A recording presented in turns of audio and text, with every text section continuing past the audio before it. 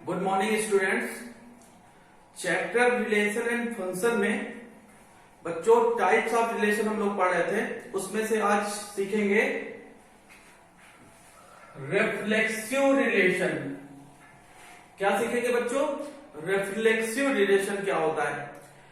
बच्चों types of relation में सबसे पहले हम लोगों ने क्या डिस्कस किया था? Empty relation. कौन सा? Empty relation.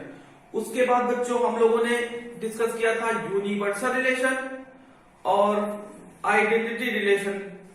तो ठीक है बच्चों, अब फोर्थ नंबर पर आते हैं। आज डिस्कस करेंगे रिफ्लेक्सिव रिलेशन। काफी इंपॉर्टेंट है बच्चों, बहुत अच्छे से पढ़ना होगा आपको। ठीक है, आते हैं डिफिनीशन पे। आते हैं बच्चों, पहले देखिए डिफिनीशन ये कहती है अ relation defined on a set ए। बच्चों हमेशा की तरह कोई सेट गिवन होगा जिसमें कुछ एलिमेंट गिवन होंगे, ठीक है। और जैसा कि आप जानते हैं कोई रिलेशन ए का बी के साथ या एक्स का वाई के साथ रिलेशन गिवन होगा, तो जो भी ए का बी के साथ गिवन है या एक्स का वाई के साथ गिवन है, जो भी वैल्यू एक्स और वाई की या ए और बी की हम लोग पिक करेंगे वो आउट ऑफ सेट नहीं हो सकता है, सेट से ही पिक करेंगे। इतनी तो बेसिक बात है, ठीक है। तो बच्चों a relation defined on a set A is said to be reflexive. Set A को में डिफाइन किया गया रिलेशन, और वो रिफ्लेक्सिव कब कहलाएगा? If every element of A is related to itself. बच्चों रिफ्लेक्सिव अगर समझना है तो जरा एक वर्ड पे ध्यान देना होगा आपको, ये एवरी एलिमेंट ऑफ सेट ए। जो सेट ए गिवन होगा बच्चों, उसका हर एक एलिमेंट, मतलब कोई एलिमेंट ऐसा ना हो कि जो आप पिक ना करें और उसका खुद के साथ रिलेट करेगा वो। जैसे एक एग्जांपल से समझते हैं बच्चों, जैसे बच्चों एक सेट ले लेते हैं, ए सेट 1 2। एक सेट हमने ले लिया बच्चों, उसमें दो एलिमेंट हैं 1 और 2। तो बच्चों रिफ्लेक्सिव रिलेशन एक लिख के दिखाते हैं आपको, तो वो होगा 1 1 2 2। ये एक रिफ्लेक्सिव रिलेशन होगा। क्यों होगा? क्योंकि उसने क्या क्लियर किया है डिफिनीशन में? एवरी एलिमेंट ऑफ ए। तो आज एवरी एलिमेंट, तो आज इसमें कितने एलिमेंट थे बच्चों? दो एलिमेंट थे। वो रिलेट करेंगे इटसेल्फ, खुद से रिलेट करेंगे। जैसे 1 है तो 1 खुद से करेगा 1 1, तो ऑर्डर पेयर हमको क्या मिला? 1 1। 2 है, खुद से रिलेट करेगा, ऑर्डर पेयर क्या मिला? 2 2। बच्चों 1 और 2 एलिमेंट थे, तो अगर हम एक रिलेशन इतना लिख देते, सिर्फ इतना लिख देते, तो बच्चों ये रिफ्लेक्सिव ना होता। क्योंकि ये वाली बात पे ध्यान देना है आपको, बहुत अच्छे से इस वाली बात पे ध्यान देना। एवरी एलिमेंट ऑफ सेट ए। बच्चों रिफ्लेक्सिव अगर पढ़ना चाहते हो और अगर हमसे पढ़ना चाहते हो, तो हम जिन बातों पे फोकस कर रहे हैं उन पे बहुत ध्यान दीजिए।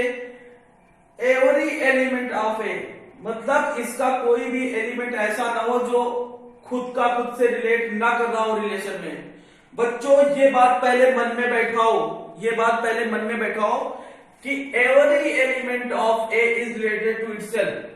अपने आप से रिलेट होगा, और सेट का कोई भी एलिमेंट ऐसा ना हो जो छूट जाए। सारे के सारे एलिमेंट खुद के साथ रिलेट होंगे, एवरी एलिमेंट। चलिए बैठा दिए इस बात को मन में।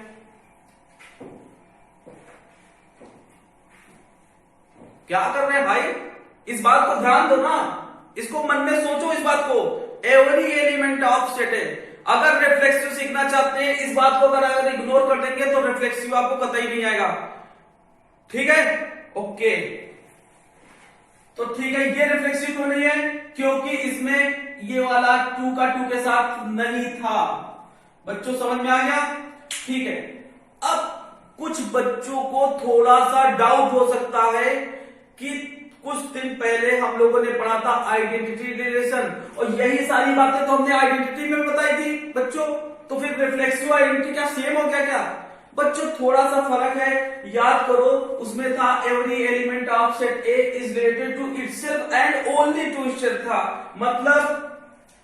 मतलब ये कि जैसे एक रिलेशन हम लिखते हैं तो 1 1 2 2 और जैसे कुछ एक और ले लेते हैं 1 2, ठीक है बच्चों, ये रिफ्लेक्सिव होगा क्योंकि इसमें ये नहीं होता है रिफ्लेक्सिव में कि कोई अदर ऑर्डर पेयर नहीं आ सकता है। अरे हमारे सेट में जितने एलिमेंट थे उनका खुद के साथ होना चाहिए, ठीक ठाक, कुछ ज्यादा हो जाए चलेगा रिफ्लेक्सिव में, लेकिन आइडेंटिटी में ऐसा नहीं होता था। आइडेंटिटी में जितने एलिमेंट थे सिर्फ और सिर्फ उन्हीं का खुद के साथ होता था, लेकिन इसमें भी उतना ही होना है, लेकिन इसमें ज्यादा भी होंगे तो भी चलेगा, हम इसको रिफ्लेक्सिव बोल देंगे।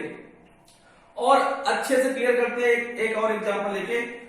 तो बच्चों पहले आप एक काम करिए, वीडियो को पॉज करके ये डिफिनेशन नोट करिए, और बच्चों इस वाली बात पे ध्यान देना, इसको ब्लैक पेन से या अंडरलाइन कर लेना। Every element of set A related to itself, okay. और इसको अगर इस तरह लिखना चाहें तो लिखा हुआ है इफ फॉर ऑल, इस बच्चों इसको क्या कहते हैं, फॉर ऑल, सारे वैल्यू x बिलोंग्स टू ए, जो ए को बिलोंग कर रही तो इसको भी बिलोंग करना पड़ेगा रिलेशन को। बच्चों क्या डिफिनेशन हुई, all values of x belongs to set A, अगर x कोई वैल्यू है वो a सेट को बिलोंग करेगी तो x जो ऑर्डर पेयर है उसको रिलेशन में बिलोंग करना पड़ेगा। बच्चों हमारे ख्याल से आपको काफी समझ में आ गया होगा। एक अदर एग्जांपल ले लेते हैं अब, ठीक है, एग्जांपल लेते हैं। जैसे बच्चों एक सेट ले लेते हैं, ए सेट है और उसमें एलिमेंट है 1 2 3, ठीक है। और बच्चों ये क्वेश्चन हमने पहले से लिख रखे हैं, आपको इन क्वेश्चंस को में बताना है, इन क्वेश्चन को देखना है और बताना है इस सेट के अंतर्गत जिसमें 3 एलिमेंट हैं। बच्चों कितने एलिमेंट है, 3 एलिमेंट है, 1 है 2 है 3 है। ये सेट गिवन है और ये रिलेशन गिवन है। बच्चों बताना है ये रिफ्लेक्सिव है कि नहीं है, ठीक है। तो बच्चों एक काम करते हैं, आपको पहले हम एक काम करते हैं, सेट के जितने एलिमेंट हैं इनका एक आपको चार्ट बना देते हैं। इसको बच्चों जानते हैं आप क्या कहते हैं, जैसे यहाँ पे 1 लिख दिया, 2 लिख दिया, 3 लिख दिया, यहाँ 1 2 3 इतनी वैल्यू है ना, ये वाली वैल्यू को हम लोग ए बोल देंगे, ए, और इस वाली वैल्यू को बी बोल देंगे। तो जैसे ए का बी के साथ रिलेशन है तो जितने रिलेशन बन सकते हैं बच्चों वो हम सब यहाँ पे बनाए दे रहे हैं, 1 1 1 2 1 1 1 2 1 3 2 1 2 2 2 3 3 1 3 2 3 3।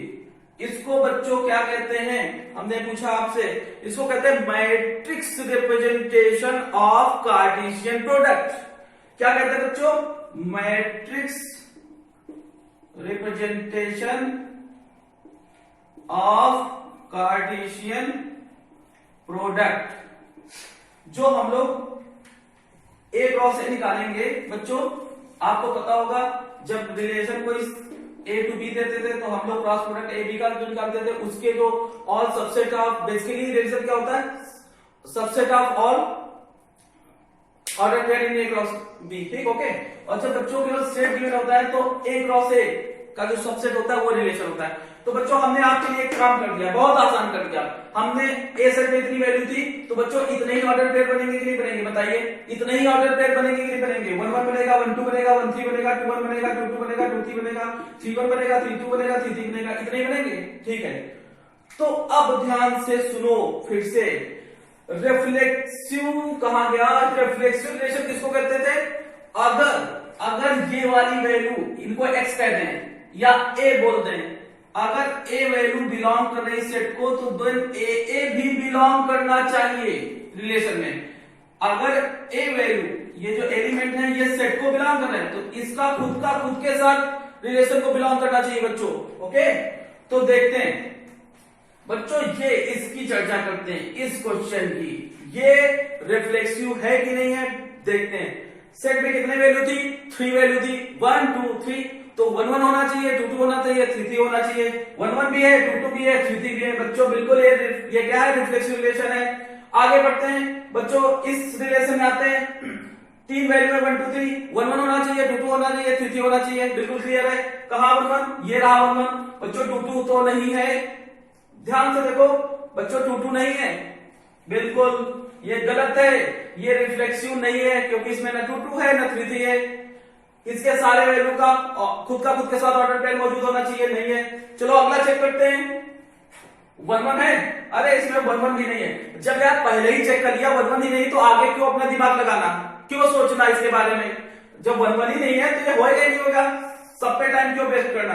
ठीक है अगला चेक करते हैं बच्चों, 1 1 है, हाँ है, 2 2 है, 3 3 है और एक्स्ट्रा भी है। तो हमने क्या बोला आपको, ध्यान दो, आइडेंटिटी में बोला था सिर्फ ये डायगोनल एलिमेंट होंगे, सिर्फ क्या होंगे बच्चों, ना कम होंगे ना ज्यादा होंगे, सेट के जितनी वैल्यू है सिर्फ उनके डायगोनल एलिमेंट, सिर्फ इतना ही लिखा हो तो वो बच्चों आइडेंटिटी रिलेशन है। कौन सा रिलेशन है, आइडेंटिटी।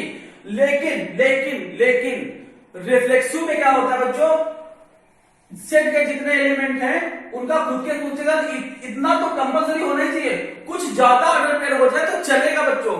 तो ये रिलेशन रिफ्लेक्सिव है बच्चों, जैसे ये रिफ्लेक्सिव था ये भी रिफ्लेक्सिव है। क्यों, 1 1 है, 2 2 है, 3 3 है, 1 2 है, अच्छी बात है, ज्यादा है तो रिफ्लेक्सिव में चलेगा बच्चों, रिफ्लेक्सिव में चल जाएगा, ज्यादा ऑर्डर पेयर आएंगे चलेगा, लेकिन हमारे मतलब के होने चाहिए। 3 एलिमेंट थे तो इनके जो खुद के साथ है ये डायगोनल एलिमेंट ये थे, बस बात खत्म, ज्यादा हो चलेगा, रिफ्लेक्सिव में चलेगा बच्चों। अच्छा अगला इसमें तो 1 1 है, 2 2 ही नहीं है, चलो ये बेकार हो गया, 2 2 नहीं है। अब बहुत इंपॉर्टेंट है जिसमें कंफ्यूजन होता है बच्चों, ये फाई क्या है। फाई जैसा जानते हैं ये नल सेट होता है, वाइड सेट होता है, इक्विटी सेट होता है, कई नाम होते हैं। तो बच्चों इसमें तो न 1 1 है, न 2 2 है, न 3 3 है, ये भी रिफ्लेक्सिव रिलेशन नहीं होगा, ये भी रिफ्लेक्सिव नहीं होगा बच्चों। एक क्रॉस है, ध्यान दो, एक क्रॉस है तो हमने बना ही रखा है, एक क्रॉस है मतलब समझ रहे हैं, 1 2 3 एलिमेंट है तो एक क्रॉस है का मतलब होगा इनका कार्टेशियन प्रोडक्ट। तो बच्चों इसमें क्या आएगा, जानते कार्टेशियन 1 1 आएगा, 1 2 आएगा, 1 3 आएगा, वो सारे तो हमने यहाँ लिख ही रखे थे, matrix representation of Cartesian product में हमने सब लिख रखे हैं, ये सारे के सारे आएंगे। तो बच्चों अपने काम का जो है 1 1 2 2 3 3 वो तो आ ही चुका होगा ना इसमें, ये देखिए। तो ये बच्चों क्या है, रिफ्लेक्सिव है। हाँ आइडेंटिटी रिलेशन ना होता क्योंकि इसमें ज्यादा भी हो जाते हैं, 1 1 2 2 3 3 से ज्यादा भी हो जाते हैं बच्चों।